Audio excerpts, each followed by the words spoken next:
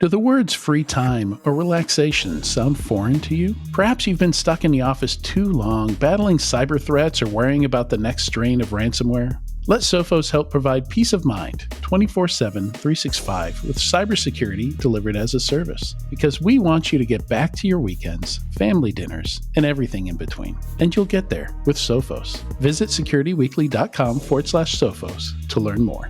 The cybersecurity landscape is full of single solution providers, making it easy for unexpected cyber threats to sneak through the cracks. That's why Fortra is creating a stronger, simpler strategy for protection, one that increases your security maturity while decreasing the operational burden that comes with it. This is all possible thanks to Fortra's best-in-class portfolio and deep bench of expert problem solvers.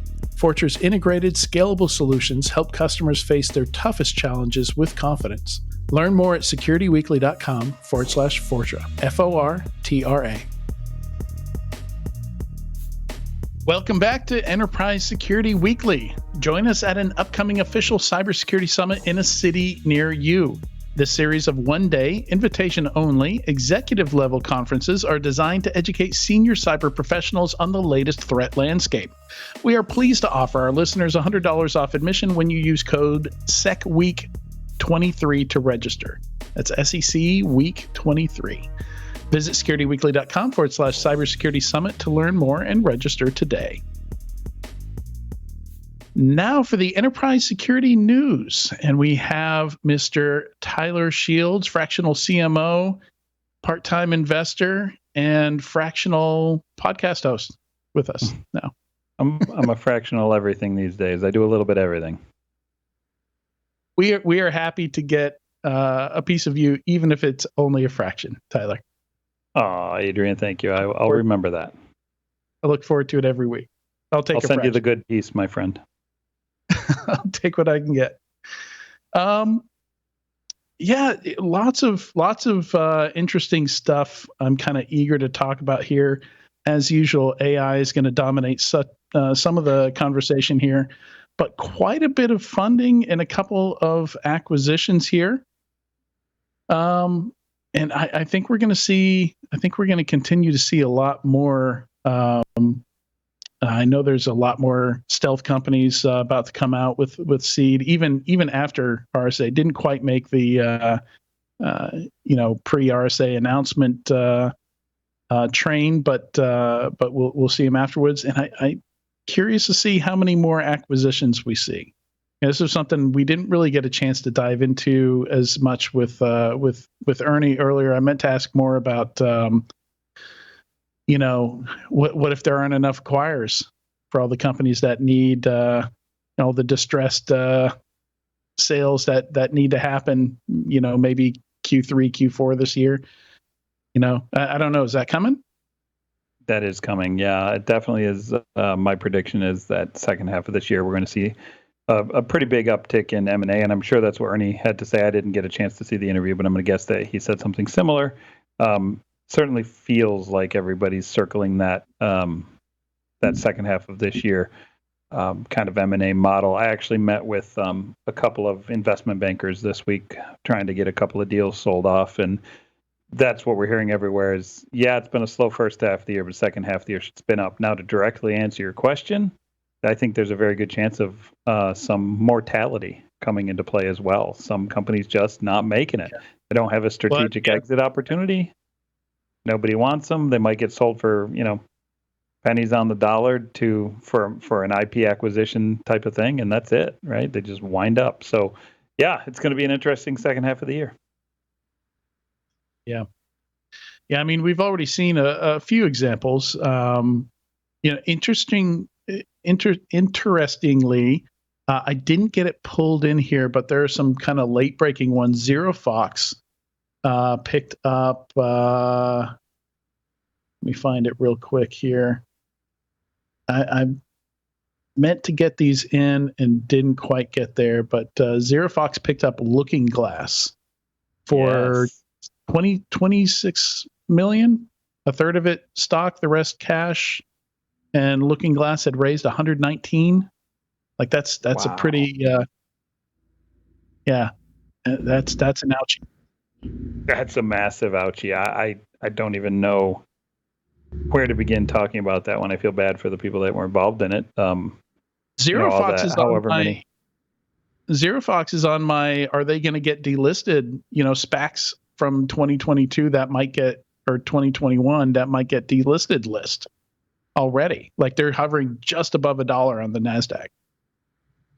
Yeah, I mean, to pick up $120 million of invested capital for 26 is just absolutely crazy. And then, yeah, put yourself in the shoes of the company selling, that your only option was 26 million to a company that likely is in deep trouble itself. Like, it's a pure fire sale, pure liquidity. Yeah. And it says the deal is mainly in stock. Looking at the main article here, which I should have dropped in the Slack here. But yeah. I mean, signs of what's to come. I'm thinking when I see stuff like this. Yeah, I'm not sure who did the early stages, but Series A, B, C, D, as listed on Crunchbase, has a bunch of investors I hadn't necessarily heard of before: Alsop, Louis, Newberger, Eastward, New Spring, Triangle Peak, Peninsula, like Vital Venture, a bunch of them that I hadn't heard of before. It doesn't mean they're not, impressive, important firms. I just haven't heard of them before. So that also has a tendency to play into it, right? When a company is invested by Andreessen, Sequoia, like the big boys, they're going to find an exit when the time is right. They're going to make sure that happens for their capital. It sounds like that didn't happen here. Yeah.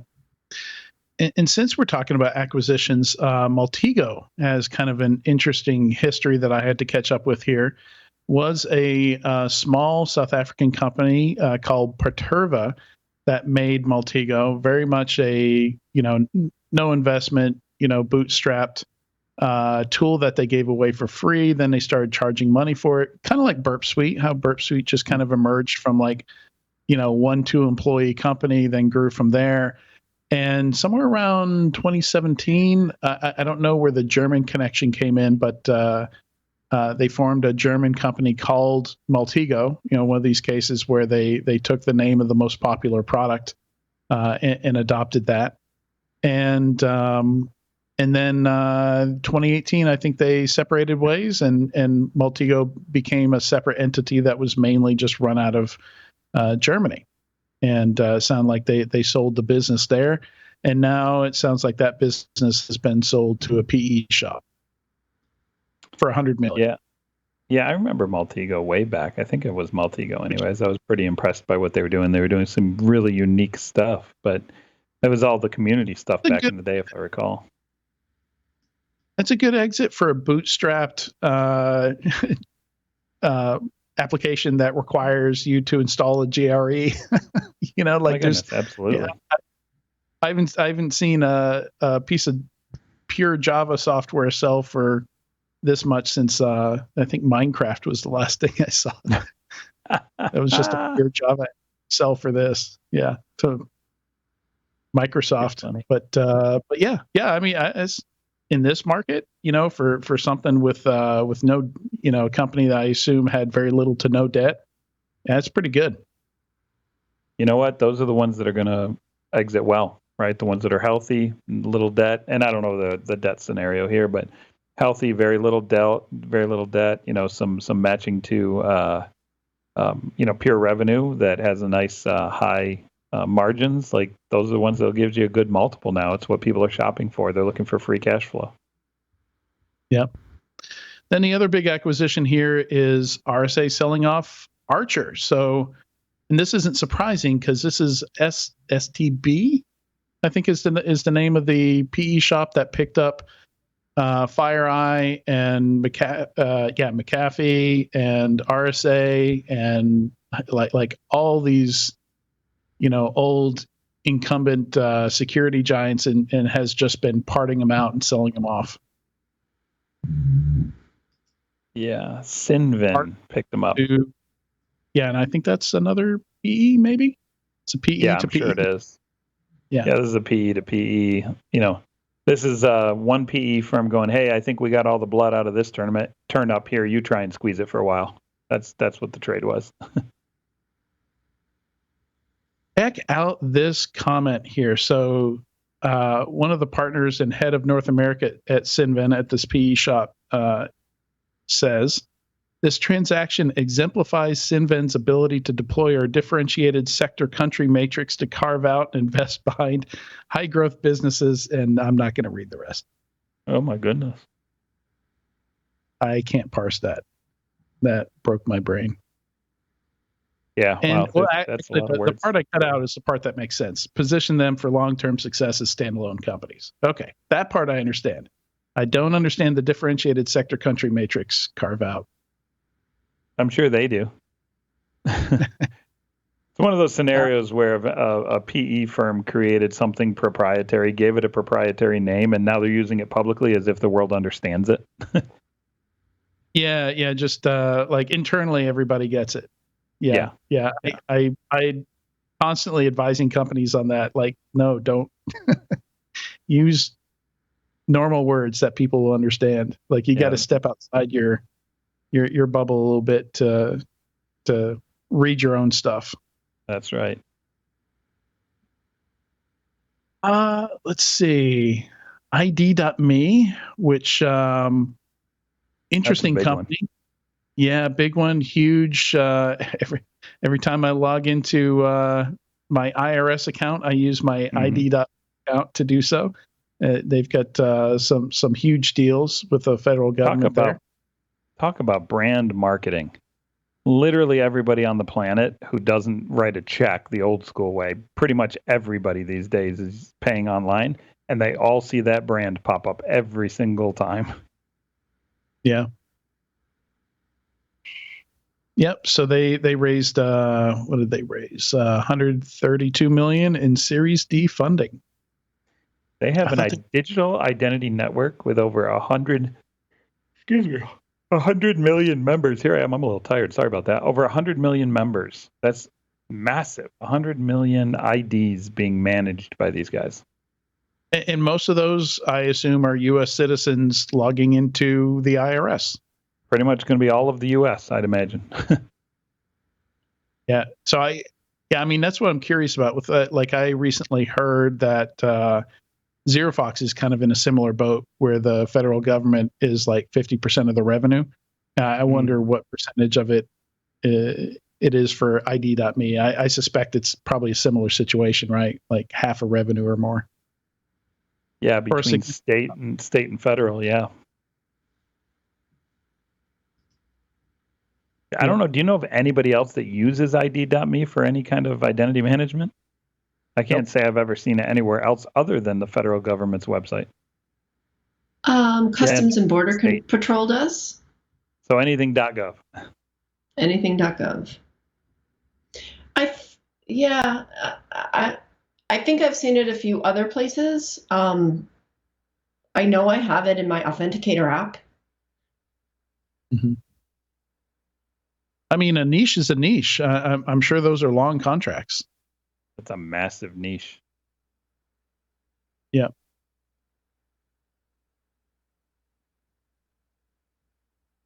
All right. Spectre Ops raised 25 million. Which they seem to be the buzz of the town right now. Those guys. I keep hearing them from lots of different people these days.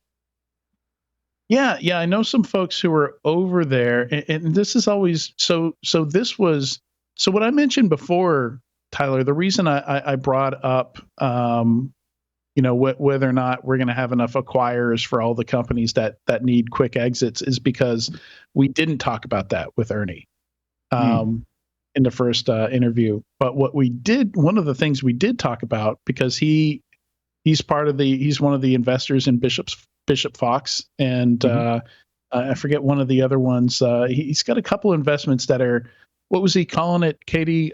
Tech-led services, tech-enabled services. Yeah.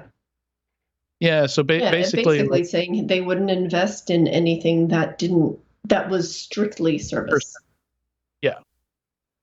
So yeah, this is interesting to me because I think Spectre Ops is in this category where it's services plus software, right? Like the Arctic Wolves, the Red Canaries out there.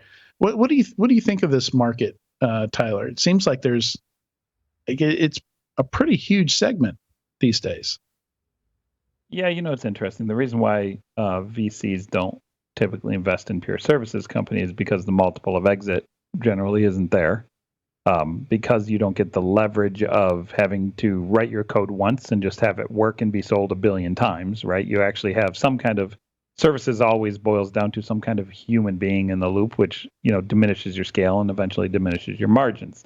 And so that's why most VCs won't touch services companies, or if they do, they give them a much, much lower multiple. Now, my understanding with Spectre Ops is it's a combo platter, meaning it's tech, but it's got some services wrapped around the tech.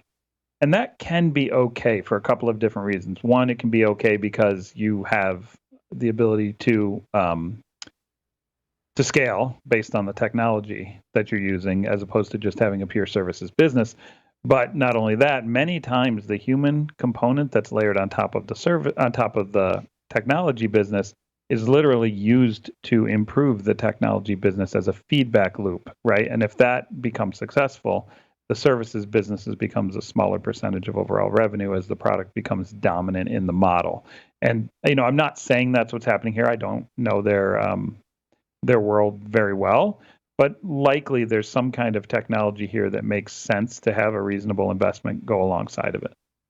Yeah, and it looks like it's Bloodhound Enterprise. So I think Bloodhound was originally just an open source tool that was attached to them, and they've turned that into an enterprise product, kind of like Rapid7 did with Metasploit. Yep. It's got its own domain and brand and logo and everything. Yeah, and that's typical, right? And so they're wrapping services around it to increase the revenue, and their services are going to help make the product better, and I presume not only make the product better, but make a paid version of the product that essentially forks the open source and improves it dramatically for large enterprise buyers and things like that. Yep. All right. I just love that there's a privacy tech startup, number 6, named Oblivious. That gave me a chuckle. But yeah, I love seeing all these 5 million euros. I love seeing all these companies, all these non-US companies doing raises. Like more and more, it's like, a third to half of our funding announcements are outside the US. And this one is, they got the euro symbol there. I don't remember. So Berlin-based, Germany-based, which makes sense. Privacy tech startup, either Switzerland or Germany. And then another one, there's an Indian company, Safe Security, raised it's another one that I missed on here, $50 million Series B, which is huge for an Indian security startup. Usually those are smaller raises. The hard part about investing outside of the United States is the transition, right? You have to make sure that the addressable market in the local region is sufficient to scale the business to enough growth, because the transition into another market is never guaranteed, no matter how good you do in your home market. Just like US-based companies, transition to Europe is not an easy jump to make, and European-based companies trying to transition to US sales is not an easy jump to make. It feels like the only ones that are highly successful at that and can do it regularly is Israel. And I think that's because they've done it enough now that they've written and created playbooks and understand exactly the steps to succeed. Although in communications I've had with a number of Israeli startups recently, many of them are forming their company now in the United States and then headquartering their dev in Israel and making the company actually be a US-based company, specifically because of geopolitical issues, taxation issues, and things like that are happening in Israel right now. And they're finding it easier just to say, hey, we're a US-based company first. We'll come to Israel. Taking investor money, if the investors are US-based investors, is a big reason for that, right? Yep. Yeah, it has a lot to do with it. And then add this taxation and growth issue that the Israeli political scene is layering on right now. Just makes it a no-brainer to be US-based first. I can think of a few companies that are, don't really serve their domestic market as much as others. Like CrowdSec was one that's a French-based company that I think the U.S. is the majority of their revenue, and Thinkst is another one where the majority of Thinkst, they do business everywhere, but the U.S. is by far, I think, the biggest piece of it. not to say that they don't have domestic, they don't have customers next door, but it's I think proof that you can, in this age, you can build a company anywhere and serve other markets, which I don't know if safe security is the press release says Palo Alto, California on it, but to your point, it's the same thing with Evident. Was it Evident.io? No, it was I'm going to blank in the name. It was a CASB, but Rehan Jalil, all of his companies, he's Pakistani. He tends to have a lot of his devs in Pakistan, but they're always US based companies. I'm trying to remember the name of his current startup after he sold the previous one. My brain is starting to melt at this point in the week. And just imagine next week is RSA. Enjoy that. Melty. Yeah, I'm going to have to get a lot of sleep between. Well, I'm not going to. I'm going to fly out tomorrow, go visit my sister, see my new niece, who's 4 months old now, I think, and hang out in Dallas for a day, and then fly on to San Francisco, which is actually half the price of flying directly to San Francisco, doing like Knoxville to, I don't, airline prices, how they work. Let's see. Rehan Security is the name of his current startup. Security with an I. Elastica was the previous one. It got sold to Blue Coat. Right. Yeah. So what do we think about Nucos? Strike One, Inside Out. Have we looked at those ones yet? Nope. Number 10 and 11 on our list today. Yeah, so Inside Out, I want to say is that the deception play? No, that's privilege abuse. Yeah. So interesting. Yeah. I feel like, I was reading recently, and now here I am not seeing the previous Forrester analyst segment as well from Sandy, but I was reading a bunch of trends stuff this week. And one of the biggest trends in cyber that was mentioned by, I think it was Gartner that was talking about it, but it was all about identity-based cyber. Identity. It feels like that there's a big wave of that kind of stuff coming through. Not sure privilege abuses, inside-out defenses, whatever this company InsideOutDefense.com is doing. Who knows if it's truly like identity-based, but it certainly seems to be permissions, identity, tracking auth, tracking connections, over permissions, under permissions, things like that. What's your take, Adrian? Do you think that kind of this new identity-based approach to cyber is going to reinvent anything? Or are we sitting on a buzzword bingo scenario where it's like, hey, it stands out, it's different, it's something people can rally around, even though fundamentally there's very little difference in execution? I mean, you got to follow the tech industry and how they're doing things. And that's kind of core. And I suspect this is why you serve this up to me, to one of the use cases we have at Valence, which is like the idea of decentralization. And it's happening even more with the ability to use AI to write code, where you have people outside of IT and tech and security all together who end up being the admins for this stuff. So all of a sudden, some random person in HR can sign up for a new service. Nobody knows that they've done it, and how are you going to do privilege management on a product you don't even realize people are using? I'm one of the worst persons about this. Like, you discover all of a sudden 20 people in your organization are using Notion. It's probably my fault if I'm in that organization. That's funny. And any of us can just pump all this internal private data into Notion, and super easy to hit that share button and say open to web. Like, I've seen companies use Notion as like a mini website, like a wiki type of use case. It's crazy what you can use Notion for, Adrian. I've got one young cyber company that I won't mention, very, very young company, that I asked them what they're using for their sale. I asked them, I was like, can you guys show me your weighted pipeline or your pipeline for sales? And they're like, sure. And we're on a shared screen. They open up Notion and they show me a Notion database. They were using Notion as their entire sales process funnel, weighted, unweighted, like all of it was in Notion. And it's like, yeah, that could work, but do you want to be the maintainer of a Notion CRM? Not only the CRM data itself, but also how it all works? Like that to me You can seems buy like, packages. You can buy pre-built templates to use Notion as a CRM. oh my goodness. I mean, That's I think it's a little much. Don't get me wrong. I love Notion. I use Notion for the Cyber Y on a weekly basis. Everything that I read gets auto-populated in Notion. Notion AI gives me summaries and snarky jokes that I can choose from in case I like them. Like Yeah. I have a workflow directed in Notion for the creation of the Cyber Y on a weekly basis. So I love it.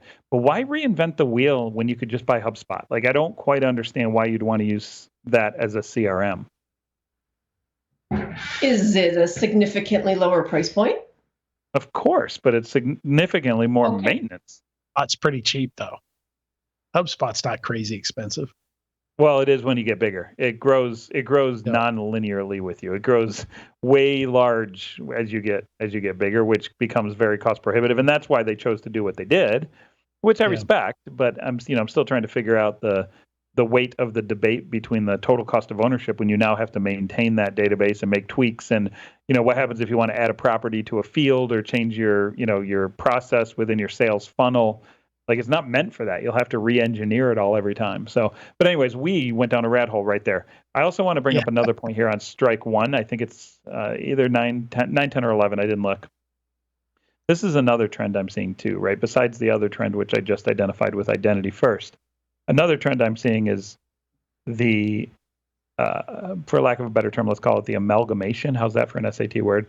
The pulling together all sorts of data and kind of taking analyzed data that exists in other silos and doing a meta-analysis over the top of it, a la JupyterOne, Exonius, and others, right? Kind of pulling in findings, pulling things together. But this one's kind of interesting. It says, carry out a cybersecurity assessment in real time as many times as necessary. So the messaging's a little bit confusing in the sense that part of it's like, hey, we're a continuous pen testing and assessment firm looking for configuration gaps and vulnerabilities. Okay, that's one offering. But then when you go to their main site, it's also talking about, overlaying frameworks. And so is this the, centralize all your preferred tools using a Strike One platform? So taking information from all of your common tools. It's a very confusing message, but it feels like there's a theme I'm seeing in pitches I'm hearing consistently right now is, hey, we connect to these 20 things, pull that information in, and give you meta information on top of it. I'm curious if you guys are seeing a similar theme at all. I mean, this is just AppSec vuln management is what I'm seeing. SAST and DAST. Yeah, but I think in terms of the larger theme here, yeah, I mean, everything's all about interconnectivity. Everything's all about, aggregation and correlating the data. Everything is all about simplifying what you have. So that's been a theme for a while, and it's really just due to the fact that companies have so much technology. We are decentralized. There is no perimeter. All the stuff that we've been talking about for a really, really long time. And it goes back to your favorite term, Tyler, zero trust, which also gets back to the identity thing, right? Because if you have this distributed workforce, if you have all of these applications, some of which the company may not know about, if your users are just going out and they're buying ChatGPT on their own.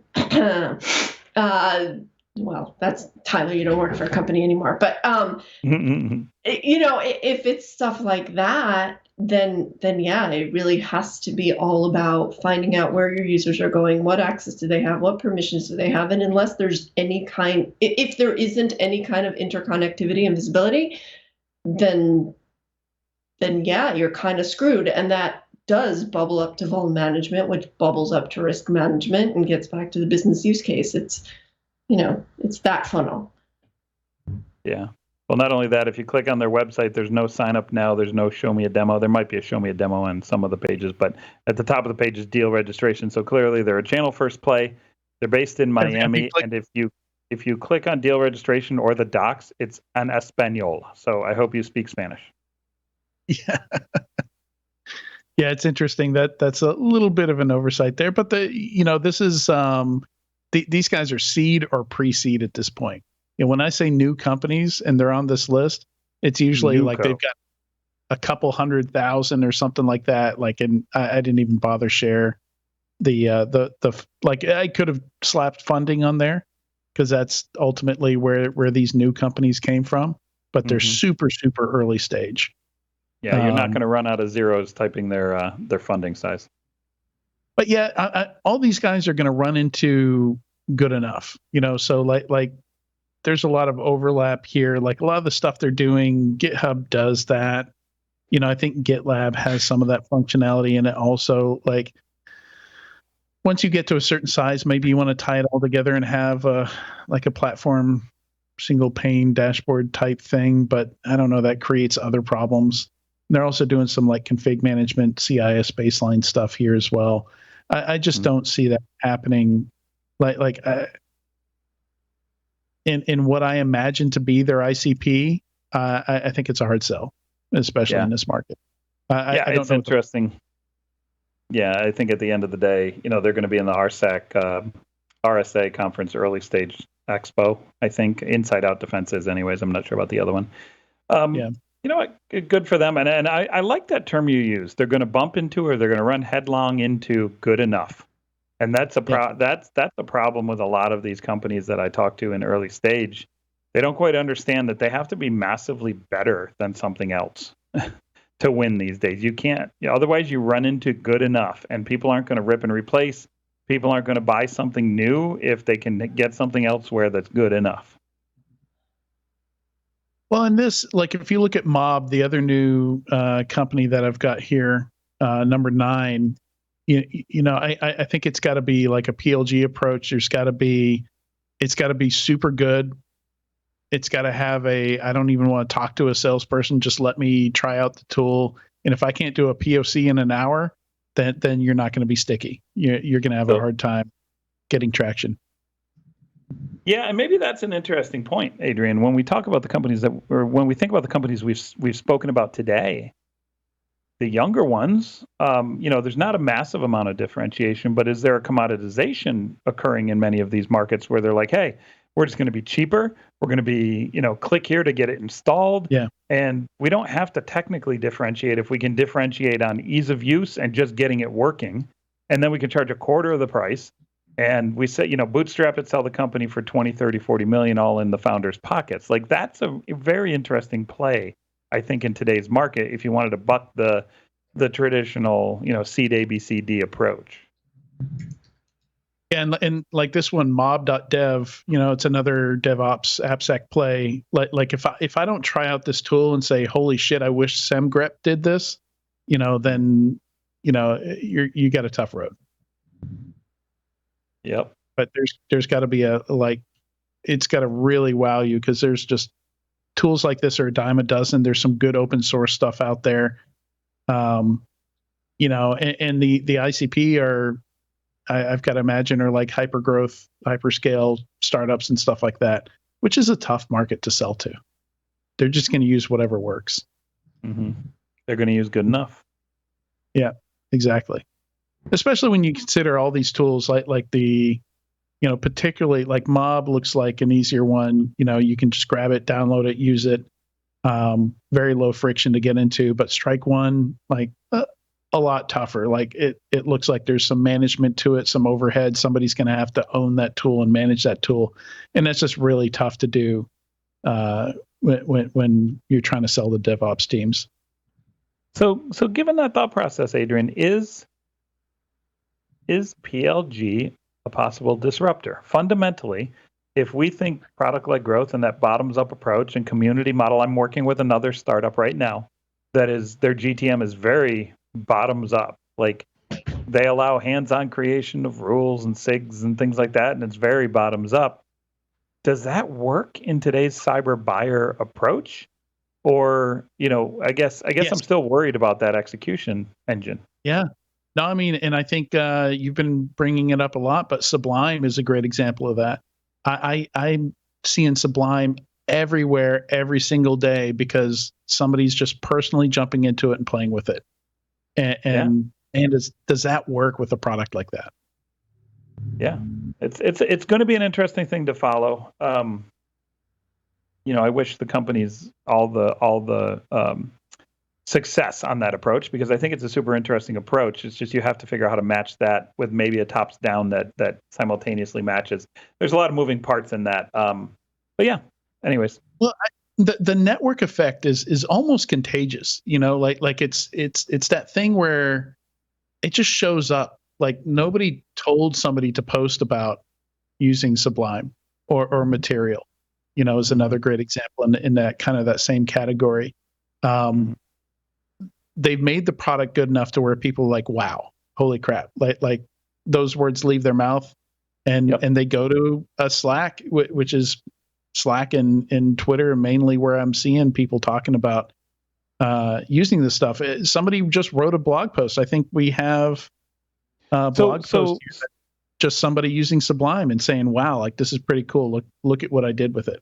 I don't know if the technologies, and again, I don't want to specifically call out names here, but the technologies on some of these companies that we're talking about, Sublime Material and others, are badass. I mean, they are super cool, super disruptive, super innovative.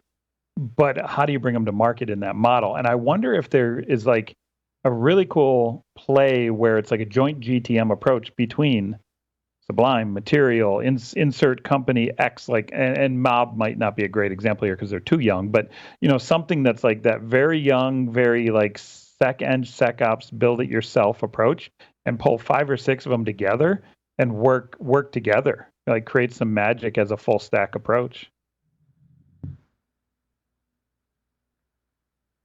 Yeah. I'm just looking at my story number 17 is the one where it's just oh yeah, there's Sublime right there. Yep. Yeah, and if this is you doing some guerrilla marketing, good job. If you're Mino Kim secretly. No, I am not Mino Kim.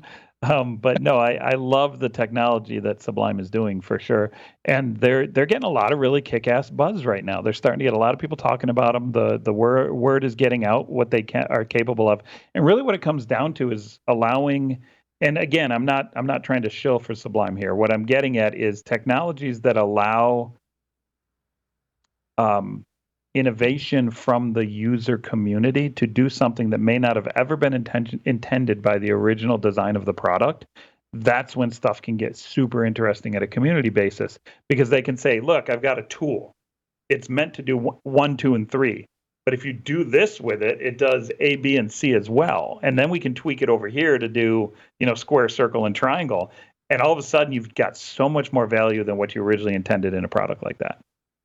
Yeah. And I think, one thing that should go without saying, but kind of doesn't, is that if you're going to take this approach, if you're going to take a product-led growth, free trial type of approach, whatever you're building has to be so simple that somebody doesn't need to call or contact your customer support. And I think that's where a lot of companies miss the boat on it. Like I said, it should be obvious, but I think a lot of companies, when they're putting out these free trials, putting out these free environments, sort of have it in the back of their head, well, if they have to call us, if they have to contact us, that's a marketing lead, a different kind of interaction, a different kind of marketing lead, where the best tools and the best product-led growth campaigns are really that simple. If it means simplifying the product and the experience a little bit, just to get people familiar and comfortable with it, I think that's where things start to happen. That's where users do the types of things that you said, Tyler, like try it out in a way that maybe you hadn't intended, and maybe that becomes a new avenue for you, a new module, a new whatever. But I think a lot of companies still want to control what they're putting out there so tightly that the trial or the experience of whatever it is still too complicated, that if you need a user manual, you're probably not doing it right. And you're probably not going to get the viral effect that you're looking for. Yeah. And it's I mean, let's face it, like go to RSA, walk the expo floor, but for the rest of the year, like tune a lot of this stuff out. Like most of the market's a distraction. Most of the market stuff that you don't need, And finding the really good stuff in there that's worth spending your time on is tough. I think most interactions, people are thinking, all right, how much time am I going to have to invest in this before I find out I can't afford it? It doesn't fit in my budget. I can't use it. I can't hire the 3 additional people I need to run it. Like how and do it takes 7 years to deploy.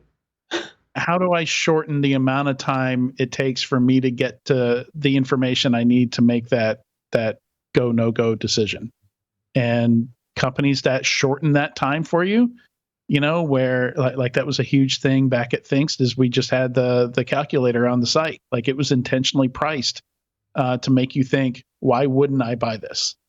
Like very low price point, very low time investment to get it up and running. And it's an extreme example. I think most security companies can't do that. But where you can, it's the sales cycle's a week. Right? It's a 30-minute demo, and they're either going to buy or not. Yeah.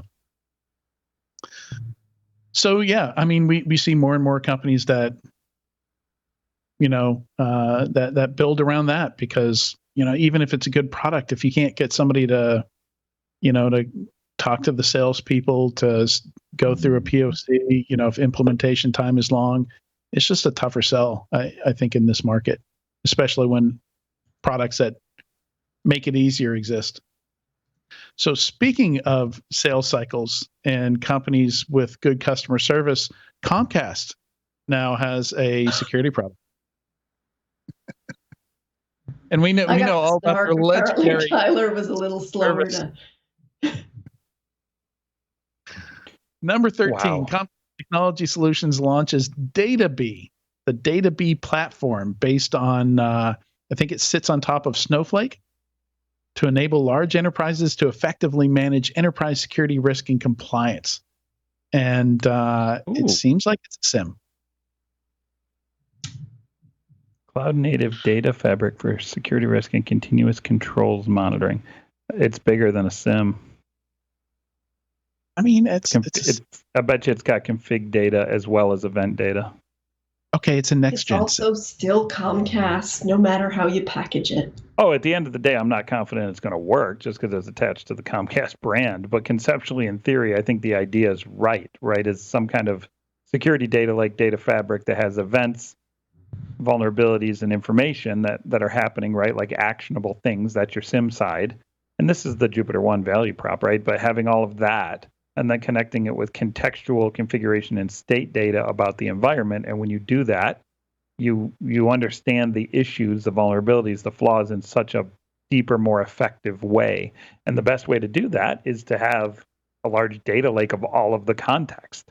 It's a natural fit to then layer on AI as that becomes more powerful. And the real question is, can Comcast actually, target that vision and execute against that vision? I'm not convinced in any way. I mean, if their customer service is as good as their commercial product or their consumer product, then it's, obviously they're going to be the next gazillion-dollar company, right? Of course. And talking about overhead, like this is as far as you can get from the AppSec DevOps companies we were talking about. Like this is, minimum 3 FTEs to manage this thing, I'm guessing. Yeah, I'm not even sure. Fortune 100 ICP, large finance type companies. Yeah. And then a fourth to wait on hold for their customer service rep. Exactly. So, and speaking of drama, number 14, cybersecurity firm Zscaler loses coveted spot in Gartner ranking due to sales arrogance. What a title. Cyber drama of the day. By Kevin McLaughlin at The Information, which is a very expensive publication It is. And when you sent this out, I was really, really interested in this, and I was all over it. But then you go into Gartner and Zscaler's there. They're just, it's not. Yeah. No, they just said they're bumped down from leader to challenger. Secure Web Gateway, because there is no Secure Web Gateway Magic Quadrant anymore. Repeat, Adrian. I think we couldn't hear you there. Repeat what you said. Yeah, it didn't say that they they lost. By lose a spot, they mean like they're no longer in the leader quadrant. They're in the challenger quadrant. But weren't they in the leader quadrant? Yeah, that's what they're saying is they got downgraded from leader to challenger. And same thing. When you look at the secure service edge quadrant, the one that's on the site. I can't look at it. I think they're still in the.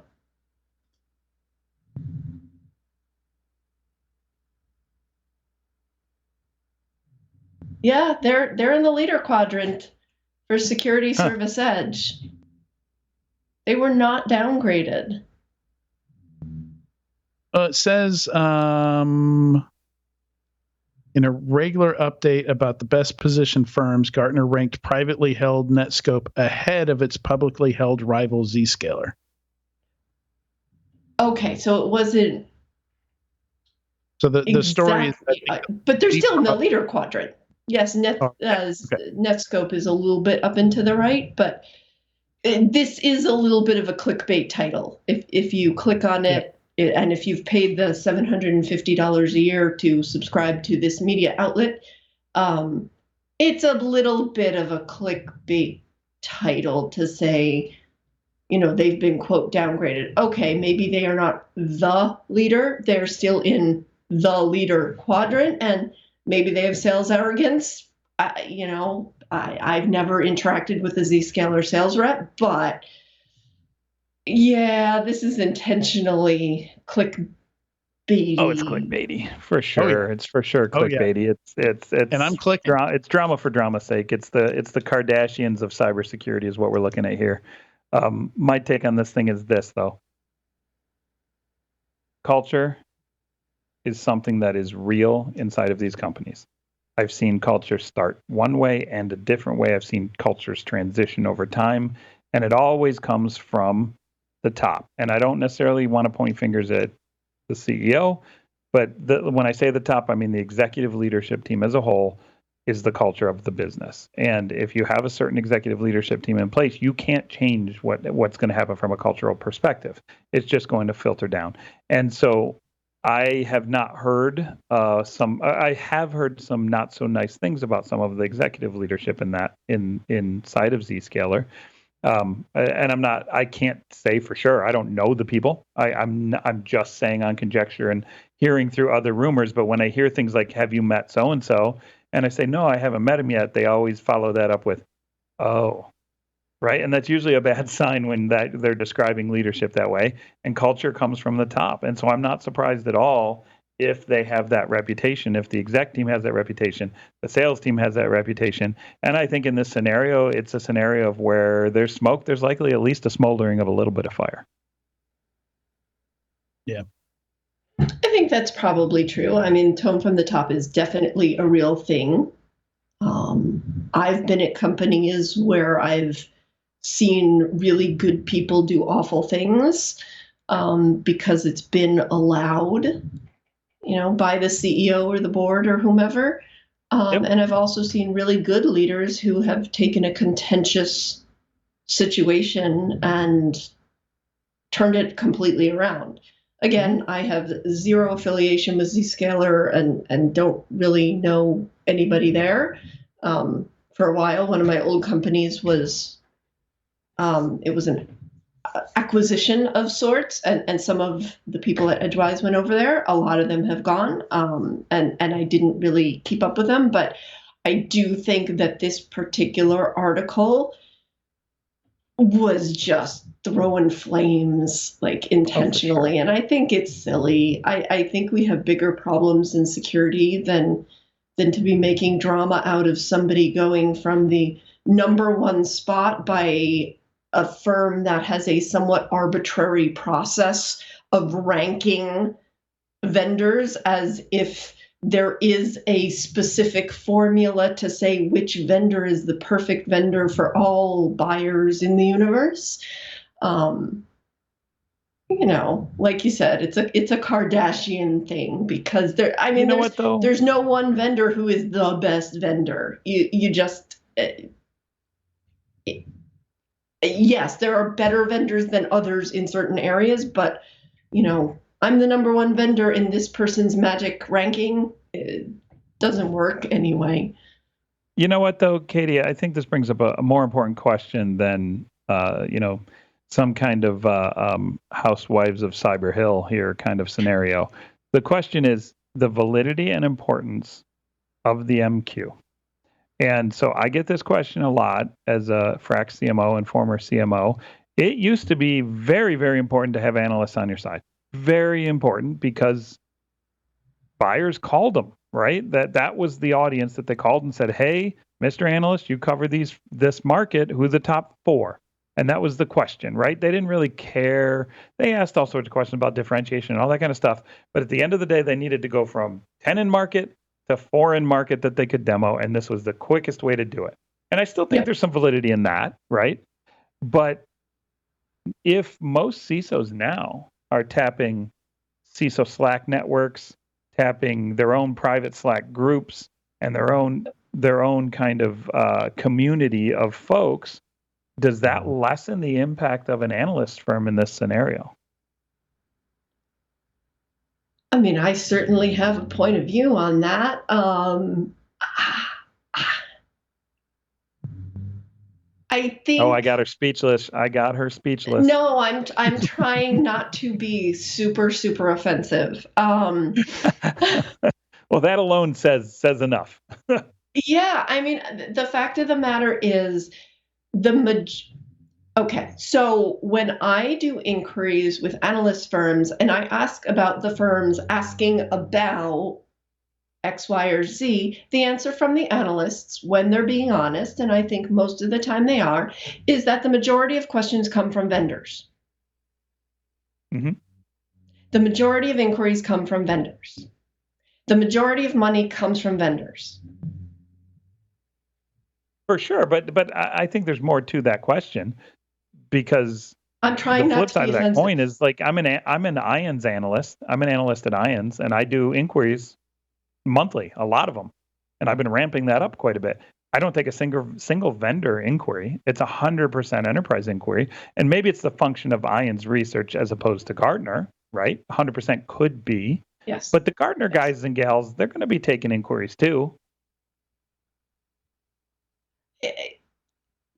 The business model is, when I worked for Forrester many, many years ago, and I'll probably get in trouble with someone for saying this, the stance was, you cannot buy your way into research. You can't do it. It isn't pay for play. However, if you're one of those vendor companies that's in contact with the analyst, if you're one of those vendor companies who's doing advisory with the analyst, if you're talking with the analyst and taking their feedback and absorbing it and using it, you have a much greater chance of being mentioned when a particular topic comes up. These are euphemisms. Yeah, I mean, that was always the hard part when I was an analyst too, was knowing who was your true friend and who was just trying to butter you up to get in your latest report. That's always a difficult scenario. But I think this is a spot where just the importance of the MQ is, like, if you downgraded somebody because they have sales arrogance, it doesn't change the fact that the tech is still as good as it was before they were arrogant when selling it. So does it make it a crappier spot in the MQ just because their salespeople are arrogant? I don't know. This is kind of just a weird kind of message to be putting out on the MQ, because you're basically saying, hey, how nice you are matters. And does it if you're buying tech? And I'm not saying that to say that it's not. It's like, to what degree does the arrogance of the salespeople matter? Well, personally, I don't want to buy from an arrogant person, but there's also another question. Has this claim been validated? Right, and by who? Obviously, right. they're claiming in the article, and I'm sure Gartner will tell you this, they're claiming that this is through feedback from, right, part of the MQ process is feedback from customers, and the customer feedback came in probably with enough overwhelming commentary from enough of them to include it in the article. That's going to be what Gartner's stance is. And then who cares? Does it really matter? Well, you know what? Here we are debating it on our show. So I don't know. If a tree falls in the woods, nobody's there to hear it. Who cares? This is a moot point. We fell for the clickbait. Oh God, did I ever? I included it. I fell for it too. It's Adrian's fault. Let's just all blame Adrian. Yeah. Blame all your Forrester and Gartner complaints to Adrian Sanabria at. All right. Flaps extended, flaps up. We got to land this thing. There was more I wanted to talk about here. Amazon, we don't really have time to dig in too much, but Amazon's finally jumping into the large language model trend going on. And they're taking a little bit different approach where they're basically going to give you the tools, much like AWS does, to kind of build and roll your own, which I think is really interesting. I think this is the beginning of the LLM that knows your company, right? That you train based on your own data, which is going to get really, really interesting. Because the one I'm most excited about, and I haven't seen it yet, and I'm waiting for the person to put it out because I'm going to give them my money immediately, is the one that trains on all my data that I've collected for the last 20 years in my inbox, that I've collected in my Dropbox, in my Google, and in my calendar. Trains on all of that, knows everything that I've ever done, and gives me a personal assistant. The prosumer product, right? Like the superhuman level. Yeah, that's going to be interesting. I cannot wait for that. I've been trying to build it myself now for weeks. I'm so excited about it, and I, of course, don't dedicate the time to do it right, so it comes out halfway. But I lose so much time going through my old notes and stuff, looking for things, just prepping for the show. Huge amount of time just going through Notion, going through, old show notes and stuff like that. Yeah, I could have sworn we talked about this. Huge time savings for me too. Once that's the thing.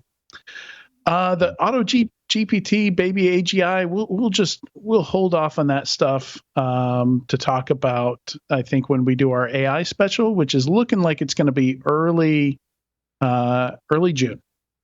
Because I'll be there for that one. For that whole show, I'm excited about that one. That's going to be amazing. That'll probably be first week of June, because all of May we're going to be running the interviews that we do at RSA, which I am personally doing like 6 to 8 of those. I forget how many of those I agreed to, but 15-minute interviews. Going to be a lot of good conversations in there. So we will have new segments in May, but then most of the interview content is going to be from stuff that we recorded at RSA, these micro interviews, I think they're calling them. Awesome. Which is something that we do every year. We've been doing that for a couple of years now. And a few books here. I just wanted to shout out Security Chaos Engineering is now available. Showed up earlier this week for me. Kelly Shortridge's book on Security Chaos Engineering. Very interesting stuff in there. And then Andy Ellis's book, 1% Leadership. Each chapter is just kind of like you can, it's one of those where you don't have to read cover to cover. Like you can just open to a chapter, read that one chapter, and it's an interesting lesson on leadership from Andy. So that's a good one as well, about a 200-page book. And then maybe we finish up with a squirrel story. And if I'm to pick one of these squirrel stories, it's going to be number 27. Kind of funny, kind of disturbing. They're basically using corpses of birds as drones. Wow. Go click on that link and look at the Twitter video. Holy smokes. Yeah. Imagine you're a bird. Like, what would you think about somebody like repurposing the corpse of another bird as a drone? What? I've been saying this all along, guys. Birds aren't real. Birds aren't real. That is clearly they're not real. @ Birds aren't real is the first one to respond to this story on Twitter, to this Reuters story. See, I told you birds aren't real. You didn't believe me. You made fun of me. They're all a government plant. They're all drones inside, and there is now proof. Yeah, that might be birds aren't real might be 100% of the replies to this Reuters story. But I'm sure there's some cool research they can do with robot birds that look like real birds. They can get closer to study other birds, but I still find it disturbing. And I wish they just wouldn't. You know what? let the birds have some mystery. Just stay out of their business. Keep your robot taxidermied corpse drones away from them. Taxidermy corpse drones. That's what they are. That's what they. Birds I mean, they aren't must real. have to taxidermy them. Otherwise, they would just decay, like as they're using them, right? Oh. All right. So a little bit before we wrap here, next week we have pre-recorded an entire 3-interview episode for you next week. Episode 315 was pre-recorded last week, and it is our quantum special. So we got Kayla Lee from IBM is an expert on quantum computing. She's somewhat of an, I don't want to say evangelist, because it's more customer success. Like, she works with customers currently using quantum computers. And she gave us a great kind of foundational rundown on quantum computing, what you can do with it today, how fast it's moving. I asked questions like, is there a Moore's law for quantum computers? So clearly, like, they're not a general purpose computer. We're not going to have them in a phone or anything. Like, these computers have to be close to absolute zero. I think she said 15 millikelvin is where they operate at. So not going to fit into your, and not, even if it could, it wouldn't be that useful to you. But great conversation, answered all my questions on, what quantum computing is, what you can do with it. And then the second conversation that builds on that was Vadim Yubashevsky, who has his name on 3 of the accepted post-quantum standards from NIST. So wow. the guy who put together did the crypto design for those standards, for 3 of the 4 standards. He's one of many people whose name's on it, but specifically what he does is he designs the algorithms. I'm probably not using the right words. Just watch it. But it comes Just go watch it. And then for the third interview, we weren't going to do a news segment, because how useful would 2-week-old news items be to you? So we did a third interview for the third segment instead. And that's Mr. Matt Johansson, who just came out with a great newsletter called Vulnerable You. And we talked to him about the current state of InfoSec, the death of different markets, the decline of different markets like DAST. He's an AppSec guy. It's a fun interview. We talk about API security, Tyler. I think you'd enjoy that one. And that's excellent. the final interview that's going to come out next week. So maybe we should have used generative AI to see what the future news was going to be and talked about it in the past. That's an interesting idea. We might have to tuck that away and use that. You're getting all meta now. News segment of AI produced predictions, or just a hallucinated news segment, entirely hallucinated segment.